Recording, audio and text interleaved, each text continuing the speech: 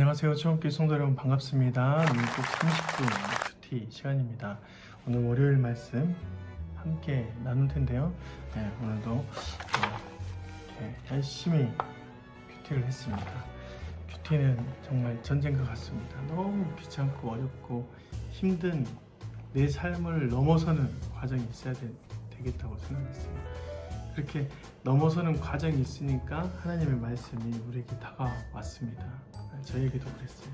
너무 힘들고 피곤하고 여러 가지 일들이 많았지만 이 매일 성경을 펴니까 그때부터 하나님의 말씀이 점점점 다가오고 묵상을 깊게 하면 하나님의 영광의 말씀이 큰 파도처럼 저의 인생이 다가오는 것을 느꼈습니다. 여러분들도 그런 은혜가 함께 있었으면 좋겠다는 생각을 해보았습니다.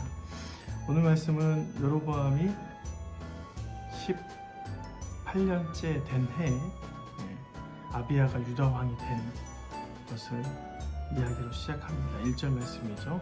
여로보암 왕 18째 해에 아비야가 유다 왕이 되고 예루살렘에서 3년 동안 다스린다. 그 얘기를 하고 있는 중입니다. 아비야가 여로보암과 전쟁을 하게 되죠. 그런데 특별한 것은 2절 하반부에 아비야가 여로보암과 더불어 싸울 때 3절 아비야는 싸움에 용감한 군사 40명을 택하고 싸움을 준비하였고 여로보암은 큰 용사 80만 명을 택하여 그와 대진하니라 했습니다. 군사의 수도 절반 정도 됩니다. 아비야가 소집한 군대는 40만 명, 여로보암의 군대는 80만 명인 거죠. 지금 남유다는 베냐민과 유다 지파이고 나머지 10지파는 지금 북이스라엘 쪽에 있습니다. 그러니까 인구적으로도 굉장히 북이스라엘이 많고 군사력도 굉장히 엄청나죠. 그런데 오늘 말씀에서 보니까 3절에 싸움에 용감한 군사를 유다에서는 선택을 했고 큰 용사를 80만 명을 북이스라엘에서는 선택을 했습니다. 그러니까 싸움에 용감한, 싸움을 가려고 용감을 했지만 북이스라엘처럼 용사적으로 크게 칭함을 받는 사람들은 아니었던 것 같습니다. 그죠? 싸움합시다 하니까 용기를 내서 나온 사람들이 40만 명. 북이스라엘은 큰 용사, 그러니까 굉장히 싸움을 잘하고 군대 훈련을 잘 받았던 사람들이 80만 명이 나온 것입니다. 실은 상대도 안 되는 게임이죠. 실제로 이후에 보면 복병 안에서 북이스라엘이 남유다를 애워싸는 모습을 보여줍니다. 그런데 그 상황에서 아비야가 그들에게 너무 당당히 말합니다. 5절 말씀이죠. 이스라엘 하나님이 여호와께서 소금 언약으로 이스라엘 나라를 영원히 다윗과 그의 자손에게 주신 것을 너희가 알 것이 아니냐, 이렇게 말을 합니다. 소금 언약, 상하지 않는 영원히 지켜질 언약. 하나님께서 소재를 줄 때 모든 소재 가운데는 소금을 치라 그랬습니다. 왜냐하면 하나님께서 말씀하신 언약은 절대 변하지 않는 언약이기 때문에 소금을 치라고 했습니다. 그래서 이스라엘 백성들은 이 소금이라는 것은 하나님과 자신과의 변하지 않는 언약을 얘기했었죠.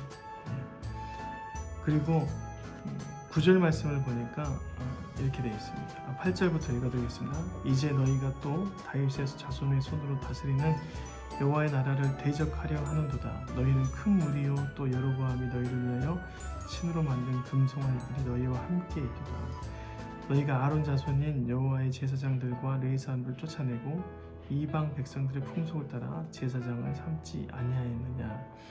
누구로 막론하고 어린 숫송아지 1마리와 순양 7마리를 끌고 와서 적립받고자 하는 자마다 허무한 신들의 제사장이 될 수 있도다. 지금 군대에서 나가는데 그들의 제사 활동을 얘기합니다. 그리고 너희들이 주님을 배반했다. 하나님을 섬기는 제사장과 레위인들을 쫓아냈다. 그런 상태에서 너희가 주님을 배반했다라고 말합니다. 제가 이거 읽을 때 남유다 아비야가 너무 자기가 가지고 있는 것이 없지만 굉장히 하나님의 편에 서 있는 것을 볼 수 있습니다. 실은 형편없는 게임을 하고 있는데 너무 당당하죠. 그런데 하나님께서 아비야의 편에 서서 여로보암의 북이스라엘을 다 깨부수는 모습을 볼 수 있습니다. 그래서 아비야가 너무 당당하게 말하죠. 12절 말씀, 하나님이 우리와 함께하사 우리의 머리가 되시고 그의 제사장들도 우리와 함께하여 전쟁의 나팔을 불어 너희를 공격하느니라. 이스라엘 자손들아 너희 조상들이 하나님 여호와와 싸우지 말라. 너희가 형통하지 못하리라. 반드시 패한다라는 것입니다. 어디서 이런 용기가 있었을까요? 라고 생각해 보았는데 이스라엘 안에서 또 남유다 안에서 있었던 여호와의 신앙은 그들의 군사의 적고 많음이 중요한 게 아니라 하나님 편에 있는 것이 훨씬 더 중요하다라는 언약적 관계가 성립되었던 것 같습니다. 하나님이 이를 기뻐하신 것 같아요. 그러니까 15절 말씀에 유다 사람이 소리를 지르매 유다 사람이 소리를 지를 때에 그들이 소리를 지를 때 하나님이 여로보암과 온 이스라엘을 아비야와 유다 앞에서 치시니 했습니다. 모든 사람이 그 앞에서 죽임을 당하는데 80만 명 중에 50만 명이 죽었다라고 합니다. 3분의 2가 완전히 전멸하는 과정이 있어요. 하나님 편에 서 있는 사람이 바로 하나님의 승리를 거머쥐는 것입니다. 반대로 하나님의 편에 있는 사람을 대적하는 것은 실은 하나님을 대적하는 것과 마찬가지입니다. 여러분은 어느 편에 있습니까? 하나님 편에 있다라고 얘기하는 게 당연한 것인데 우리가 진짜 하나님 편에 있는지 생각해 보아야 합니다. 아비야는 터무니없는 군사적 숫자와 또 자신들의 이력을 가지고 나아가서 너무나 당당했어요. 너무나 당당했어요. 물론 미련하게 보일 수도 있지만 그들이 가지고 있는 신앙은 완고했습니다. 그래서 그 신앙 안에서 하나님께서 그들의 마음의 중심을 보시고 하나님이 편되어 주시니 승리를 거머쥔 것이죠. 우리가 이 삶 안에서 그런 좀 배짱이 있었으면 좋겠습니다. 오늘 이제 일주일이 시작하는 월요일인데요. 코로나로 인해서 지금 사회가 바짝 긴장하고 있습니다. 뿐만 아니라 서로가 불안 요소를 가지고 있는 상태이고 또 나에게 없는 부족한 것들이 세상에서는 굉장히 어려움이 되고 또 차별이 되고 또 내가 왠지 모르게 의기소침해지는 그런 사회를 사는 것 같습니다. 하지만 우리가 이 말씀을 통해서 하나 알아야 될 것은 반드시 하나님 편에 있는 자들이 승리한다는 것입니다. 하나님의 승리를 거머쥔 사람들이 하나님 나라 안에서 승리자인 것입니다. 오늘 하루를 살아갈 때 아비야가 가졌던 그런 담대함 또 일주일을 살아가면서 주님께서 여러분에게 맺어준 그 소금 언약 절대 변하지 않는 우리에게 소금 언약은 예수 그리스도이시잖아요.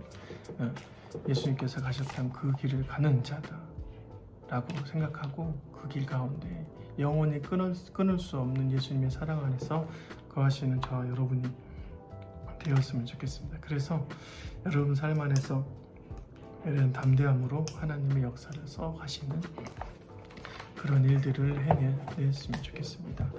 눈곱 30분 오늘 여기로 마칠 텐데요. 꼭 여러분들이 삶에서 직접 묵상하시고요. 묵상하실 때 그것들을 잘 좀 정리하셔서 한 줄로 정리하셔서 댓글로 남겨주시면 제가 함께 보고 기도하고 또 그 묵상을 또 저도 배우는 시간들이 되었으면 좋겠습니다. 꼭 함께 해주세요. 고맙습니다. 내일 뵙겠습니다.